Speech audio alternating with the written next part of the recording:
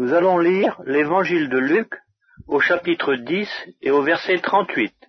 Comme Jésus était en chemin avec ses disciples, il entra dans un village, et une femme nommée Marthe le reçut dans sa maison. Elle avait une sœur nommée Marie, qui s'étant assise aux pieds du Seigneur, écoutait sa parole. Marthe, occupée à divers soins domestiques, survint et dit, « Seigneur, cela ne te fait-il rien que ma sœur me laisse seule pour servir? Dis-lui donc de m'aider. » Le Seigneur lui répondit, « Marthe, Marthe, tu t'inquiètes et tu t'agites pour beaucoup de choses. Une seule chose est nécessaire. Marie a choisi la bonne part, qui ne lui sera point ôtée. » Amen. Nous avons bien là une manifestation de cette sobriété, de cette concision remarquable de l'Évangile, et l'on peut dire en général de la parole de Dieu. Voilà un récit qui occupe 5 petits versets, peu de phrases, c'est très court, et cependant c'est un de ces morceaux délicieux, un de ces récits particulièrement délicieux et riche d'enseignements pour nous. Nous voyons bien que l'Évangile est parole de Dieu. Il s'agit là donc de Jésus dans la maison de Marthe et de Marie. Un rapprochement, bien sûr, est à faire avec Jean 11 et Jean 12, et dans ces 2 chapitres, Jean 11, c'est le chapitre de la résurrection de Lazare à Béthanie. Alors là, nous retrouvons les mêmes personnes, Marthe, Marie, et en plus leur frère Lazare, qui est mort et qui va être ressuscité. C'est une famille qui habite donc à Béthanie, près de Jérusalem. Et puis au chapitre 12, nous retrouvons aussi les personnages de Lazare, de Marie et de Marthe, et tout cela se passe à Béthanie. D'ailleurs, dans le chapitre 11 de Jean, le verset 1er est celui-ci: « Il y avait un homme malade, Lazare, de Béthanie, village de Marie et de Marthe, sa sœur. » Donc, nous savons où se situe ce récit que nous donne l'Évangile selon Luc dans son chapitre 10. Nous pourrions peut-être nous étonner de ce qu'il nous soit pas parlé de Lazare, par exemple, soit pas dit, ça se passait dans la maison de Lazare, ami de Jésus, dans ce petit village de Béthanie. Mais c'est que les évangiles sont indépendants les uns des autres. Ils ont été rédigés indépendamment les uns des autres, ce qui fait d'ailleurs, n'est-ce pas, apparaître même plus nettement encore la vérité qu'ils ont pour but de nous livrer. La maison où Jésus et ses disciples, ce n'est pas précisé, mais bien sûr les disciples ne sont pas restés à la porte, la maison où ils entrent est appelée la maison de Marthe. La maison de Marthe. Non pas la maison de Lazare, mais la maison de Marthe. Celle-ci était donc considérée comme la maîtresse de maison. La maison lui appartenait-elle?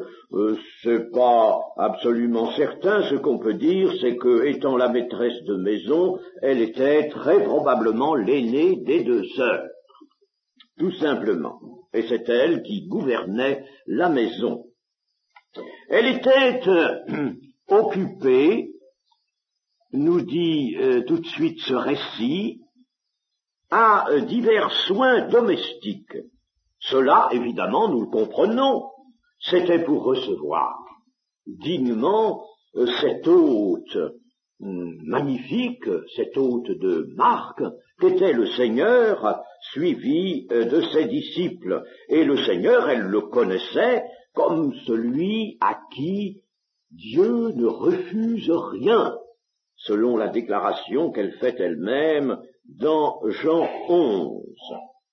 En s'efforçant de bien traiter le Seigneur et sa suite, elle ne pouvait que témoigner du respect, de l'amour et de la joie de cette circonstance qui lui était offerte.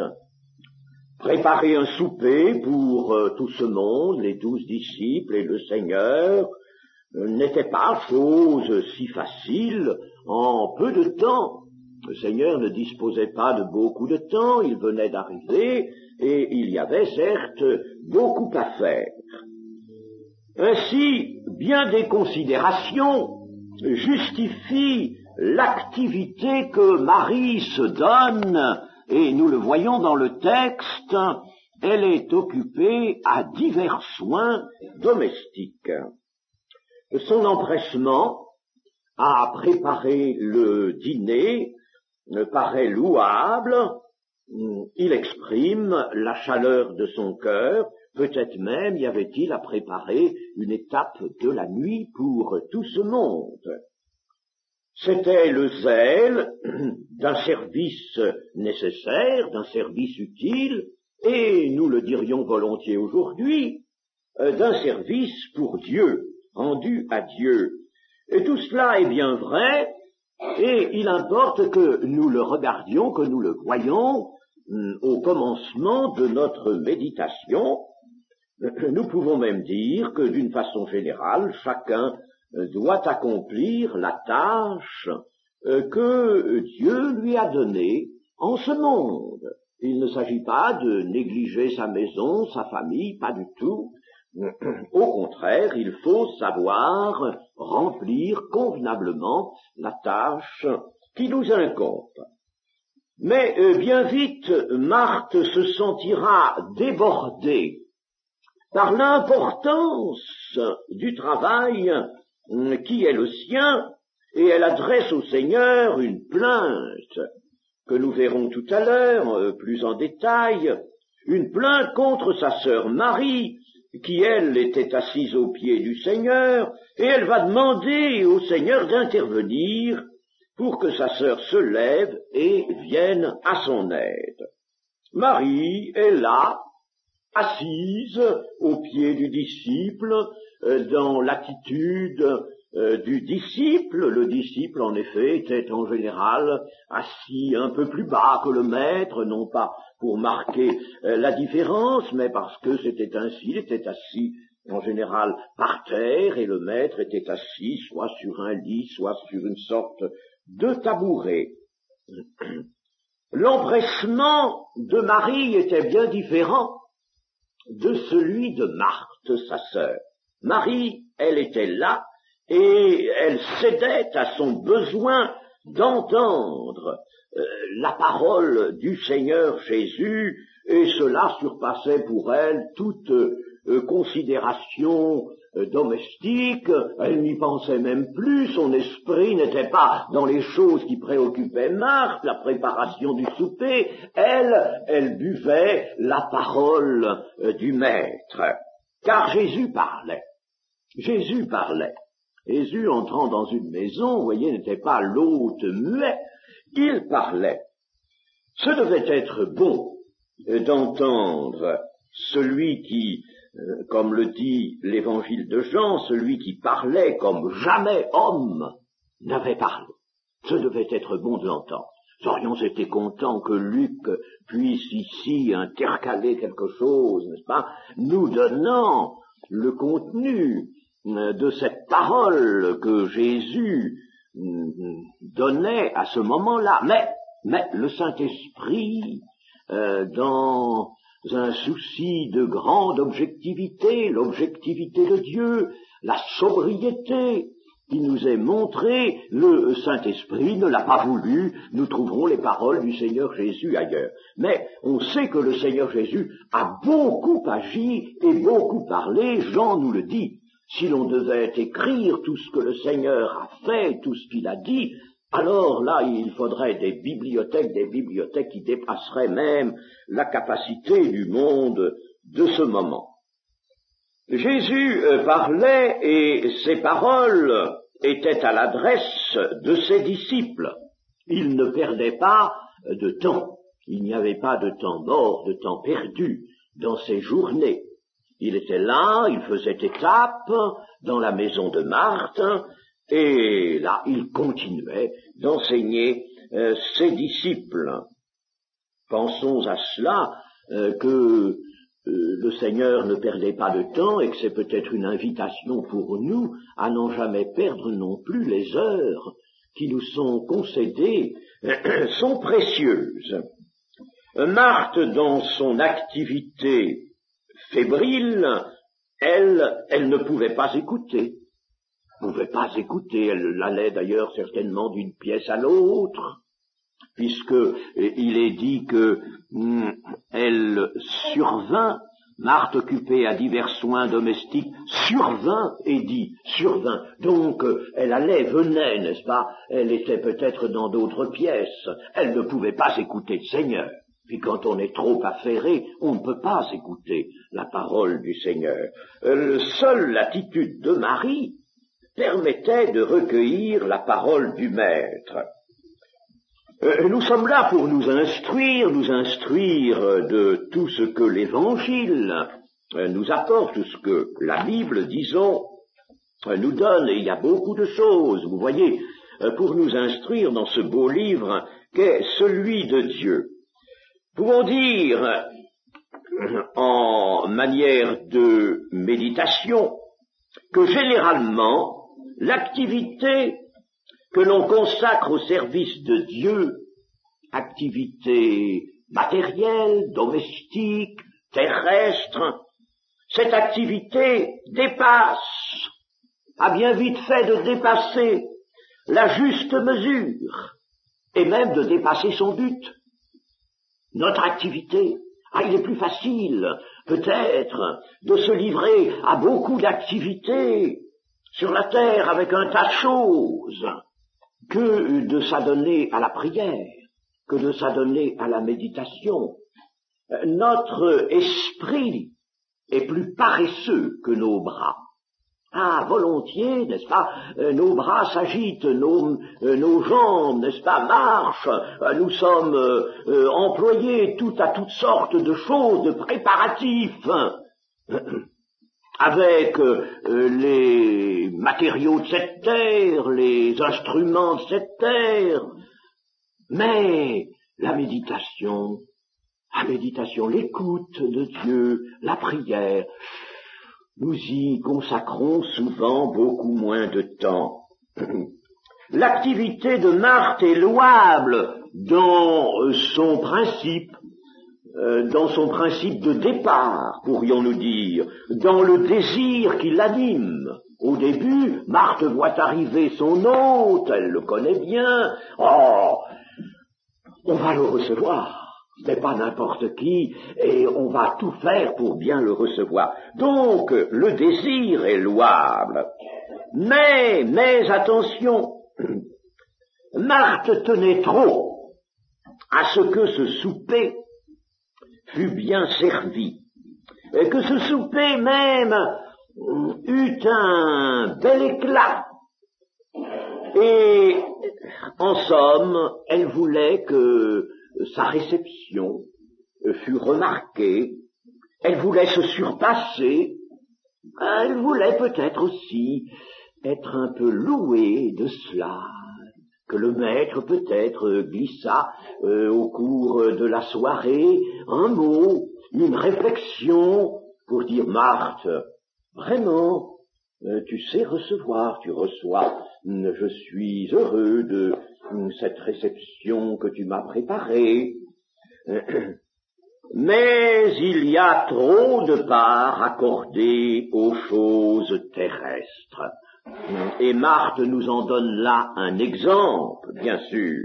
Il y a trop de latitude laissée au savoir-faire humain. Ah, ce savoir-faire humain. Ah, c'est lui qui veut servir Dieu. C'est pas l'âme, c'est pas l'esprit. C'est le savoir-faire humain. Est-ce le choix de Dieu? Pas du tout.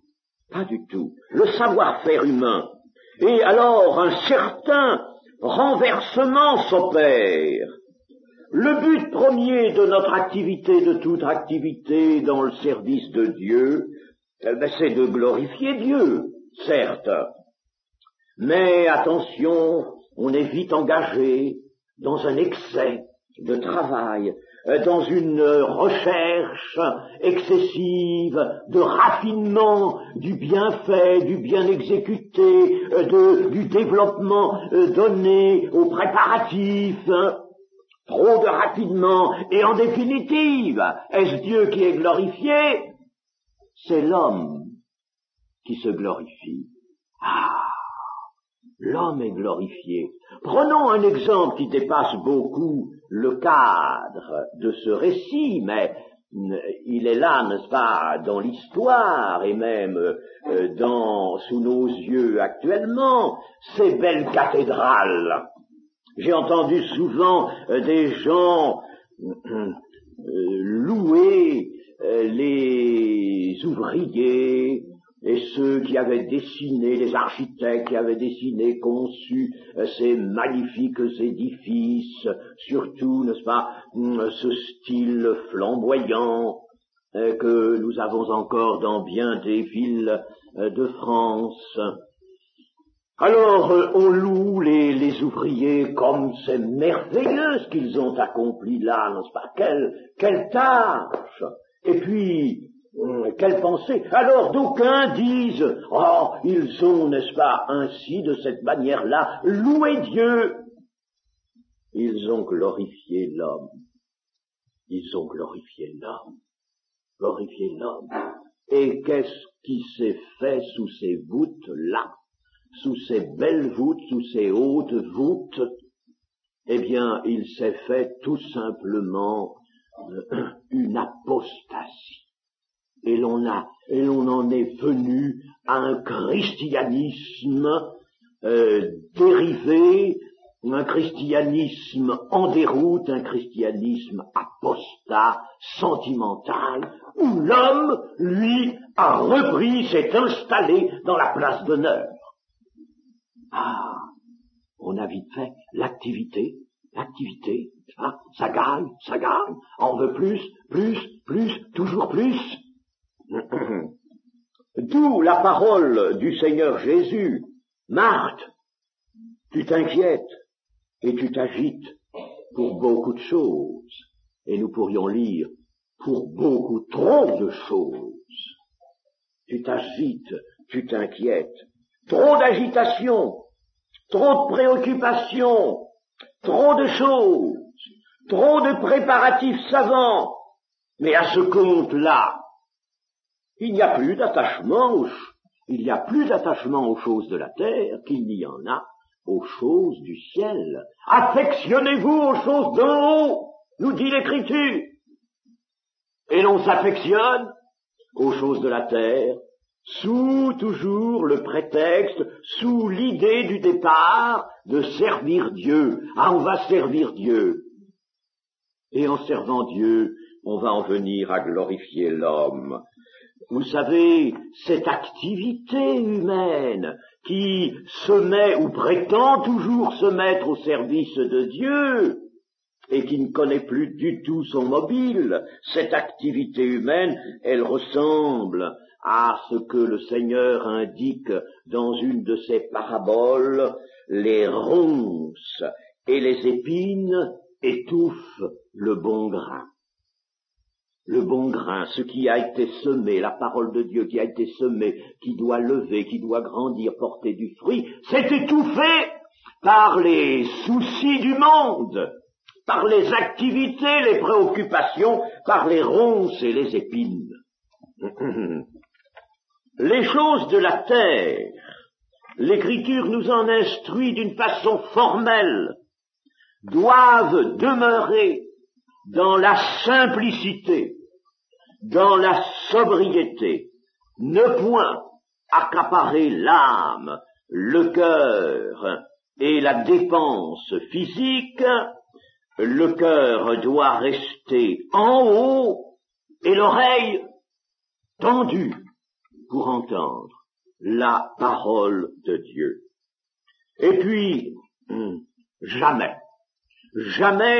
l'exigence des tâches matérielles ne doit avoir priorité sur la parole de Dieu. Jamais cela. Jamais. Il vaut mieux que l'on écoute la parole de Dieu sous un mauvais toit, dans un lieu incommode ou dehors, plutôt que d'avoir un bel ensemble, une belle salle, et d'être préoccupé par les choses matérielles. Alors la parole de Dieu, elle se retire, elle reprend à elle sa paix, elle reprend sa puissance, et l'homme se retrouve avec cette gloire qu'il ne va cesser de faire grandir, et l'orgueil va reprendre la place principale dans sa nature. Voilà à quoi l'on aboutira si les tâches matérielles ont priorité sur la parole de Dieu.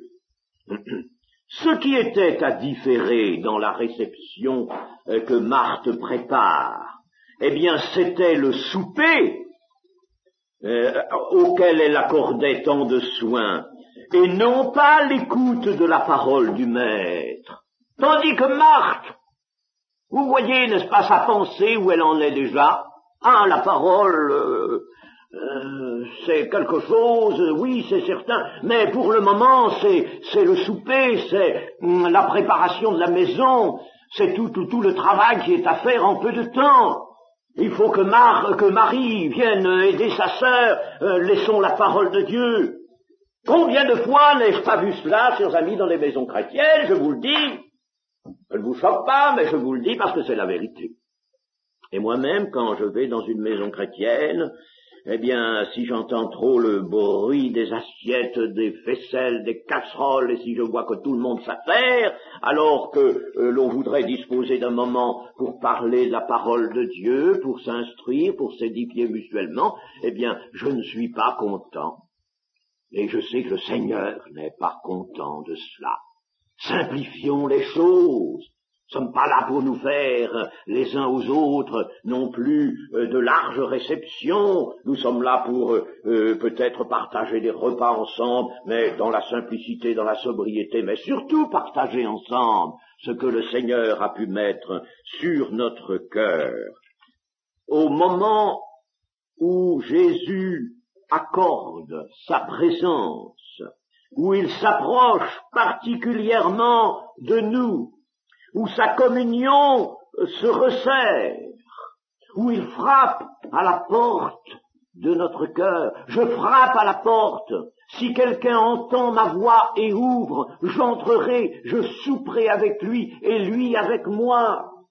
Prenons garde à cela, chers amis, à sa présence, et ne faisons pas comme le fit une fois, à une certaine circonstance, la Sulamite du Cantique des Cantiques, qui laissa le Maître partir, parce qu'elle était couchée, elle s'était déjà débarrassée de ses vêtements. Alors elle avait déjà lavé ses pieds. Allait-elle remettre ses pieds par terre, à nouveau se vêtir de sa robe, de son vêtement, pour aller ouvrir la porte? Oh non, non. Alors elle laisse partir le Maître. Ne faisons pas ainsi, prenons garde à ces moments, et sachons sacrifier. Si le Seigneur, lui, vient à tel moment, il ne viendra peut-être pas à un moment que nous aurions jugé, nous, opportun. Il viendra quand il le voudra, il est souverain. Mais s'il vient, soyons tout de suite disponibles. Vous savez, Dieu a le droit de bousculer les horaires de la terre et les habitudes acquises. Et j'ai vu plus d'une fois le Seigneur bousculer, et il faut se laisser bousculer, et même dans les réunions de l'Église, dans un culte. Si, par exemple, celui qui est le conducteur de cette Église dit, voilà, les choses devront se dérouler de telle et telle manière, de telle heure à telle heure on chantera, ensuite on priera, ensuite on louera, ensuite on chantera encore, ensuite on prêchera la parole. Et puis, il ne faut pas que quelque chose vienne déroger à ce programme, à cet emploi du temps. J'ai connu cela dans certaines églises. Il y a des églises des églises un peu traditionnelles où le programme est strict et jamais le Saint-Esprit n'a le droit d'intervenir là-dedans. Il n'y a pas le droit. Mais oui, chers amis, ça existe. Or, j'ai vu dans certains de nos cultes le Saint-Esprit intervenir, mais nous avions bien résolu, et j'ai toujours cette pensée que le Saint-Esprit est libre au milieu de nous, et que si nous avons dit les choses vont se dérouler ainsi, c'est peut-être pour éviter, n'est-ce pas, d'errer, d'avoir de l'incertitude, mais cela ne veut pas opposer au Saint-Esprit un refus, une barrière. J'ai vu le Saint-Esprit intervenir au milieu de nos cultes, nous empêcher une fois de faire la Sainte Seine. Et quand j'ai senti que le Saint-Esprit ne voulait pas que nous fassions la Sainte Seine, là, eh bien je l'ai dit à tout le monde, à toute l'Église, j'ai dit non, frères et sœurs, nous ne ferons pas la Sainte Seine maintenant. Il y a une opposition, il y a quelque chose. Et il y avait en effet quelque chose. Et quelques instants après, nous avons pu faire la Sainte Seine. Et il y avait un certain personnage qui est sorti, qui était là. Et je ne le savais pas, je ne le voyais pas. Il est sorti. Et lorsqu'il fut sorti, il nous fut possible de faire la Sainte Seine. Et quand ce personnage est rentré après, au moment de la prédication, eh bien, le Saint-Esprit a bousculé ma prédication entièrement et m'a empêché de dire ce que j'avais à dire, ce que j'avais prévu. Et j'ai dit autre chose. Et le Saint-Esprit m'a fait prophétiser. Et l'homme qui avait été cet empêchement s'est approché près de la chair, a confessé son péché et a donné sa vie et son cœur à Dieu. Voilà comment le Saint-Esprit est libre d'agir, n'est-ce pas? Et je vous assure que notre culte a été bousculé. Une autre fois, il a été bousculé parce qu'il y a quelqu'un, un homme, qui est entré dans une espèce de crise, et il était sous le coup d'un démon. Je vous assure que ça a fait du désordre. Mais nous avons tout interrompu, nous sommes descendus, et puis, au nom de Jésus, nous avons chassé le démon, c'était le moment, et le démon est parti. Et nous avons continué notre culte. Et du temps de Paul, eh ben, il y a quelqu'un qui tombe de la fenêtre et qui se tue, et qui meurt. Eh ben, on va le chercher en bas, par la puissance de Dieu, on le fait revenir à la vie, on le ramène, et on continue la réunion. N'est-ce pas? Le Saint-Esprit est maître, pas d'une façon théorique, mais il faut que le Saint-Esprit puisse rester maître. Et là, Marthe, en somme, ne voulait pas que le Seigneur, c'était le Saint-Esprit, l'Esprit de Dieu qui était là, en personne visible, c'était le Fils, c'était Dieu qui était là. Eh ben non, elle voulait, elle, que son petit programme passe avant. Vous voyez comme c'était une chose, n'est-ce pas, absolument inacceptable. Il faut savoir réduire les soucis terrestres et briser même l'exigence des habitudes, et puis ne pas être distrait. Le diable ne vient pas toujours avec des choses horribles, épouvantables, pas du tout. Il vient tout simplement nous distraire. Oh, il est très fort dans l'art de distraire, d'accaparer la pensée, de détourner la pensée de Dieu, et puis de nous dire, tu sais, c'est que moi je peux t'indiquer toutes sortes de moyens de servir ton Dieu, tu vas voir, tu vas te déployer de ce côté-là, t'employer par là, tu vas mettre tout sans dessus-dessous, tu vas travailler, puis pendant ce temps-là, ton âme va sombrer. Oui, c'est ça. Marthe fait un reproche. Elle fait un reproche au Seigneur qui est au verset 40. Elle survient et dit, Seigneur, cela ne te fait-il rien que ma sœur me laisse seule pour servir? Dis-lui donc de m'aider. Ce reproche, remarquez ceci, c'est qu'elle ne l'adresse pas directement à sa sœur. Elle aurait pu dire, dit Marie, écoute, tu es resté un temps là, bon ben viens un petit peu m'aider, pas? Non, c'est à Jésus qu'elle l'adresse. Elle fait juge le Seigneur de l'attitude de sa sœur. C'est le Seigneur qu'elle prend pour juge. Et c'est à elle qu'elle demande d'intervenir. Cela montre suffisamment, sa parole montre suffisamment que son cœur était à ce moment rempli d'une certaine aigreur, en voyant l'insouciance de sa sœur qui lui laisse tout le travail. Ah, que deviendrait notre souper si moi, Marthe, j'en faisais autant? Si j'en faisais autant, si moi aussi je m'asseyais au pied du Seigneur, alors qu'est-ce qu'il ferait le souper? Il n'aurait rien à manger. Ah. Notons ceci, c'est que l'apostrophe de Marthe, car c'est une véritable apostrophe, l'apostrophe de Marthe vient tout simplement de la chair. De la chair. Pourtant, Marthe n'est pas n'importe qui, elle aime le Seigneur, elle est aimée du Seigneur, mais c'est la chair. C'est la chair qui parle. Et cette apostrophe se ressent d'un certain dépit et même d'une certaine colère intérieure. Cela ne te fait-il rien que ma sœur me laisse seule pour servir? Cela ne te fait-il rien? N'est-ce pas quelque chose de scandaleux? N'est-ce pas quelque chose d'outrageant? Dis-lui donc de m'aider. C'est la chair. Ainsi, le trop d'importance que Marthe a attaché aux occupations matérielles, eh bien, l'a fait dériver, et c'est la chair qui, en elle, prend la parole.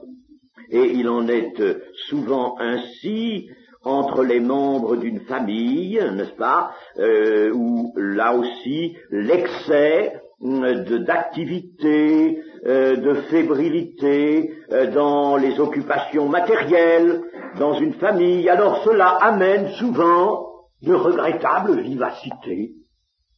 On se parle avec une langue de vinaigre, n'est-ce pas?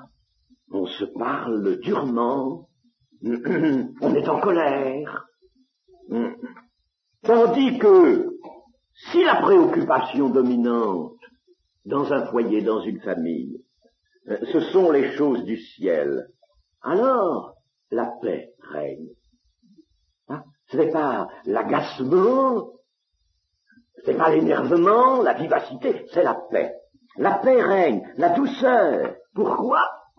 Parce que les cœurs sont plongés dans l'humilité. Quand on est en méditation, en prière, les cœurs sont là où il faut, dans l'humilité. Les cœurs s'abaissent devant le Seigneur, et c'est alors la paix qui règne dans la maison.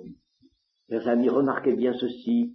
Là, dans toute maison chrétienne, où il y a cette agitation, cette fébrilité, il y a des énervements, il y a de l'électricité dans l'air, comme on dit, n'est-ce pas? Et puis dans une maison qui est vraiment consacrée, où l'on donne priorité à la parole de Dieu, il y a la sérénité. Ah, c'est le ciel. C'est le ciel qu'on y trouve.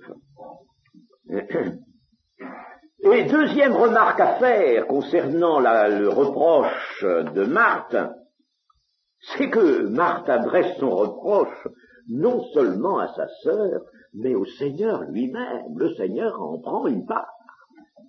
C'est au Seigneur lui-même, en effet. Cela ne te fait-il rien?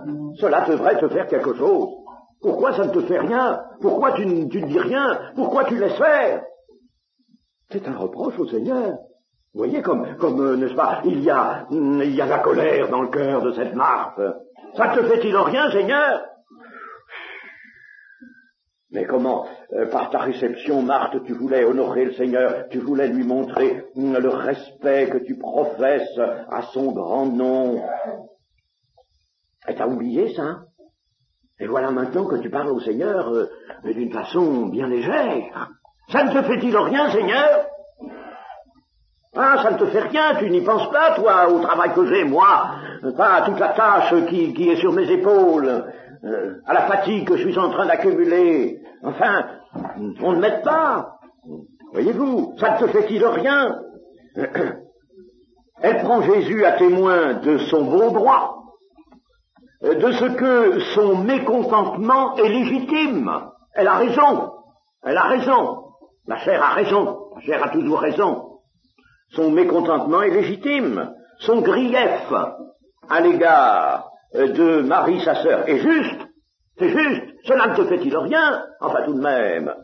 Et le Seigneur, lui, devrait le reconnaître. Il devrait reconnaître que le grief de Marthe à l'égard de Marie est juste. Il devrait reconnaître. Il devrait réprimander Marie. Il devrait la faire lever comme une indolente, comme une insouciante. Jésus n'est-il pas le maître qui ne peut que rétablir la justice et veiller à l'ordre moral? Cela ne te fait-il rien, Seigneur? Pourquoi n'interviens-tu pas? Pourquoi laisses-tu faire? Tout ça c'est pas beau, tout ça c'est la chair. Vous voyez comme la chair, n'est-ce pas, en furie, la chair en ébullition, hein, la chair qui est contre l'esprit, la chair est toujours contre l'esprit, chers amis, nous le voyons là, dans cet incident, la chair contre l'esprit. La chair ne sera jamais pour l'esprit, la chair est toujours contre l'esprit, il y a une inimitié entre la chair et l'esprit. Alors si nous sommes empoignés par la chair, eh bien, nécessairement, nous-mêmes, nous, chrétiens, disciples du Seigneur, avec la chair, si la chair domine, si la chair nous empoigne, nous allons lutter nous-mêmes contre l'esprit. Ah, voilà qui est à penser. Il arrive que nous prenions, nous aussi, le Seigneur à témoin, quelquefois, nous prenons quelquefois aussi à témoin de nos revendications, de nos refus, de nos protestations, de ce que nous avons estimé, nous, juste et nécessaire. Mais la pensée du Seigneur, elle est tout autre. Il ne nous approuve ni ne nous suit. La pensée du Seigneur est autre que notre pensée. C'est toujours le Seigneur, l'Esprit, la pensée de l'Esprit. Tandis que nous, n'est-ce pas, quand nous venons avec notre chair, armée de son sentiment de légitimité, de justice, de raison, nous avons raison, la chair se donne toujours des raisons, nous avons raison. Alors Seigneur, attention dans les prières, attention dans nos prières, humilité, abaissement de la chair, les prières, nous aurons l'occasion de le dire, sont des prières de l'esprit, parce que la chair n'y prendra jamais part et ne doit pas y prendre la plus petite part. On entend souvent des prières, ça arrive, des prières qui sont inacceptables et qui ne pourront jamais, vous m'entendez, être exaucées, parce que la chair y a mêlé son grain. La réponse de Jésus à Marthe. Marthe, tu t'inquiètes et tu t'agites pour beaucoup de choses. Une seule chose est nécessaire. Marie a choisi la bonne part qui ne lui sera point ôtée. Marthe n'a pas gain de cause devant le Seigneur Jésus. C'est elle qui, à son tour, va se voir et s'entendre réprimander. Sans doute, le Seigneur Jésus, en arrivant dans sa maison, avait accepté de souper, peut-être, je vous dis, d'y faire étape pour la nuit, peut-être avait-il, connaissait bien cette maison, il avait accepté pour lui et ses disciples, et sans doute aussi, Marthe avait-elle raison de s'affairer à la préparation de ce souper. Nous disions tout à l'heure, elle aimait le Seigneur l'aimait autant que sa sœur et que son frère Lazare. Mais voici la réponse du Seigneur. Marthe, Marthe, pourquoi cette double interpellation? Marthe, Marthe. C'est comme un avertissement. Il ne dit pas simplement Marthe, mais Marthe, Marthe, comme un avertissement. Attends, cela veut dire, attention, Marthe, tu laisses ton cœur s'enflammer, tu laisses ton dépit devenir passion en toi, et tu ne te domines plus. Les dispositions actuelles de ton cœur ne sont pas bonnes. Lui qui lit dans les cœurs, il ne regarde pas seulement à l'extérieur des choses, il lit dans les cœurs. Les dispositions de ton cœur ne sont pas bonnes. Notons une chose, c'est que nous avons dans l'Évangile une interpellation double comme celle-là. Je ne sais pas si vous voyez de quoi je veux parler. Eh bien, c'est cette interpellation que le Seigneur ressuscité, le Seigneur glorifié, adressa un jour à un certain homme, Saul, Saul, 2 fois. Pourquoi me persécutes-tu?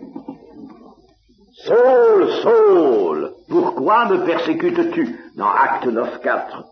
Pourquoi me persécutes-tu? C'était encore un homme dont le cœur était enflammé, celui-là. Ah, il faisait autre chose que Marthe, bien sûr, c'était d'autres circonstances, d'autres raisons, c'est certain. Mais c'était la même chose. Voilà un homme, n'est-ce pas, qui était mu par sa chair, emporté par la méchanceté de son cœur. Ah, il était engagé dans la lutte contre cette secte chrétienne. Il fallait absolument la piétiner.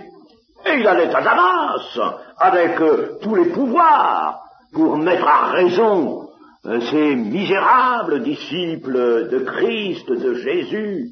Saul, Saul, 2 fois. Pourquoi me persécutes-tu? Et ici, Marthe, Marthe. Marthe, Marthe. C'est une interpellation. Attention, tu n'es pas dans la bonne voie. Attention, tu es en proie toi-même aux pensées et à la passion de ta chair.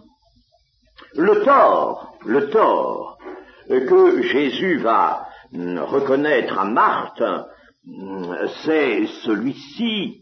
Tu t'inquiètes et tu t'agites pour beaucoup de choses.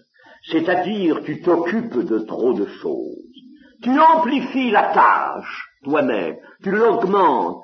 Tu y ajoutes un superflu inutile. Des choses qui ne sont pas du tout nécessaires.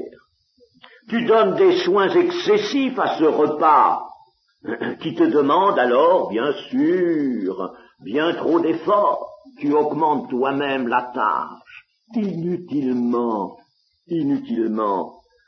Si la grande chose nécessaire, celle du salut de ton âme, pour laquelle moi, ton Seigneur, je suis là, je suis venu là, salut de ton âme, ça c'est la chose nécessaire. Eh bien, si cette chose nécessaire occupait ta pensée et ton cœur, tu mettrais moins de zèle aux choses présentes et passagères. Tu t'inquiètes. Dans ton cœur, il y a toutes sortes de désirs qui, ensemble, veulent se manifester.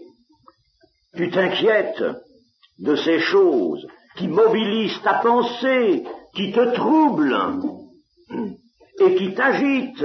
Tu es agité, tu as tu es dans un état nerveux même, n'est-ce pas?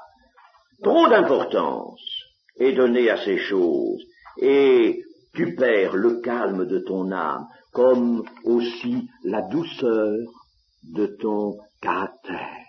Tu perds tout cela. Voilà. Voilà le tort que Jésus lui reconnaît. Tu t'inquiètes et tu t'agites pour beaucoup de choses. Une seule chose est nécessaire, lui dira-t-il, une seule chose. Et c'est précisément celle que Marie a choisie. C'est elle qui a choisi le nécessaire. Toi, tu crois être dans la chose la plus urgente, la plus nécessaire. Tu crois. C'est elle qui a choisi la chose nécessaire. L'unique chose nécessaire qui éclipse toutes les autres nécessités. Marie l'a choisie, et cette chose nécessaire, c'est d'écouter la parole de Dieu, de rechercher la grâce et la paix en elle, en cette parole. Rechercher la grâce de Dieu et la paix de Dieu dans la parole, dans l'écoute de la parole, dans le fait de recevoir la parole dans son cœur. La véritable nécessité, elle est là. Les nécessités de l'existence actuelle disparaissent devant la grande nécessité, celle de l'âme et de la vie éternelle en présence de Dieu. Si Marthe avait voulu entendre la parole, le Seigneur ne lui eût rien dit, alors le dîner en aurait réellement souffert. Vous savez que Dieu sait pourvoir. Dieu fait des miracles, non seulement des miracles éclatants, mais des miracles dont on voit souvent que tout à coup, le résultat, tiens, tout est là, tout est prêt. Il m'a été donné à moi personnellement, chers amis, et à ma compagne, un jour, d'être nourri d'une façon miraculeuse. Vous n'allez peut-être pas vouloir me croire. Vous serez des méchants si vous ne me croyez pas.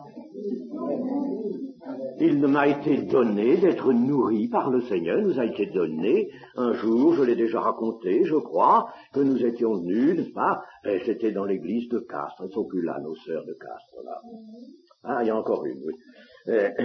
Dans l'église de Castres, avec M. Falco, et il n'y avait rien du tout, on ne nous attendait pas, et nous venions à 4. Et j'étais venu dirigé par le Seigneur parce qu'il était un peu malade, souffrant, et il avait besoin de quelqu'un pour son culte. J'arrive juste à son culte, sans prévenir. Le Seigneur m'avait dit, bon, alors en faisant le culte, puis Madame Falco nous dit, il faut que vous veniez manger à la maison, vous savez, il n'y a rien. Et il y avait la belle-mère, M. Falco, qui était là, c'est elle qui s'était occupée de la cuisine, elle dit, j'ai rien, un tout petit peu de pâte. Je n'ai que ça, un tout petit peu de pâte. Je lui dis, écoutez, faites chauffer ce petit peu de pâte, on en prendra chacun sa petite part. Et puis voilà. Et puis, nous causons, mais les pâtes, je sais pas où, enfin, et puis, au bout d'un moment, étonnement et bâillissement de tout le monde, nous avions un plat de pâtes énorme, on en a mangé, il y avait encore une autre invitée, nous en avons tous mangé, nous en avons tous bien mangé, on en a laissé. Le Seigneur a fait multiplier ses pâtes. Et je vois encore la belle-mère de M. Falco aller dans le buffet et prendre le paquet de pâtes. Elle n'en avait mis qu'une partie du paquet et l'autre partie restait bien dans le paquet. Et elle en avait mis une toute petite partie. Ça avait donné un plat de pâtes et ils en avaient déjà mangé un peu dessus. Chose extraordinaire, celui-là. Alors le Seigneur aurait pourvu, le Seigneur pourvoit toujours. Quand nous donnons la préséance à la parole de Dieu, n'est-ce pas, et que nous nous approchons du Seigneur et que nous sommes vraiment le consacrés à la chose nécessaire qui est le salut de notre âme et qui est l'adoration de Dieu, eh bien, le Seigneur pourvoit. Il pourvoit, comptons sur lui, on ne meurra pas de faim. On ne mourra pas de faim. Le Seigneur l'a bien enseigné. Ces choses, Dieu vous les donnera par-dessus. Il vous les donnera en plus. Mais Marthe ne savait pas ces choses-là. Et elle croyait qu'il fallait faire face aux nécessités de bouche, aux nécessités domestiques, au-dessus de la grande nécessité, celle de l'âme. Il faut qu'il y ait donc priorité et préséance à la parole de Dieu, et cette préséance accordée à la parole de Dieu sur les activités humaines, ça correspond à la préséance de la grâce sur les œuvres humaines. Préséance de la grâce au-dessus de tout, la grâce nous en vivons. La grâce nous est donnée abondamment, que la grâce vous soit donnée abondamment, disent les épîtres. La grâce. Et les œuvres, ça vient en arrière, ça vient derrière. Marie a choisi la bonne part. Jésus refuse donc d'obliger Marie à aider sa sœur Marthe. Elle a choisi la bonne part qui ne lui sera point ôtée. Marthe ne croit pas que je vais dire à Marie de se lever et d'aller t'aider. N'y compte pas. Elle a choisi la bonne part, elle va la garder. Non seulement maintenant, la parole du Seigneur a un double sens. Elle lui sera point ôtée, cette bonne part. Je ne vais pas intervenir pour lui dire de cesser d'écouter la parole de Dieu. Non, n'y compte absolument pas. C'est la bonne part, elle la garde. Elle ne lui sera pas ôtée maintenant, elle ne lui sera pas non plus ôtée dans l'éternité. Parce que Marie a pris la position du disciple du Seigneur et elle gardera cette bonne part jusqu'en vie éternelle. Elle est là, elle est venue près du Seigneur, elle est venue saisir dans sa parole la paix, la joie, l'éternité. Cela ne lui sera pas ôté, ni maintenant pour ce souper, ni plus tard, ni jamais. La bonne part, elle la gardera jusqu'en vie éternelle. Et je terminerai en vous citant les paroles d'un psaume, le psaume 16, versets 5 et 6, le psaume 16, versets 5 et 6, « L'Éternel est mon partage et mon calice, c'est toi qui m'assures mon lot. Un héritage délicieux m'est échu, une belle possession m'est accordée. » Voilà la bonne part qui ne sera jamais ôtée à celui qui a su la saisir. Amen.